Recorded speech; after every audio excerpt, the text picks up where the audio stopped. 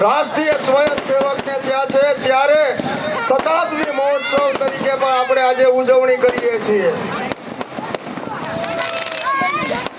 દરેક લોકો પોતાના સ્થળ ઉપર ઊભા શાંતિપૂર્વક દરેક લોકોએ આતશબાજી નિહાળવાની છે. આપણી વચ્ચે પૂજ્ય પરમ વંદનીય સંત શ્રી મુક્તાનંદજી બાપુ આશીર્વચન દેવા માટે ગાડીમાં નીકળશે. કોઈએ દોડધામ નથી કરવાની. બાપુ દરેક લોકોને પોતાના શબ્દરૂપી આશીર્વાદ આપ્યા. હવે તમામ જનમેદની જનસભાની અંદર બાપુ એક ગાડીના માધ્યમથી નીકળશે અને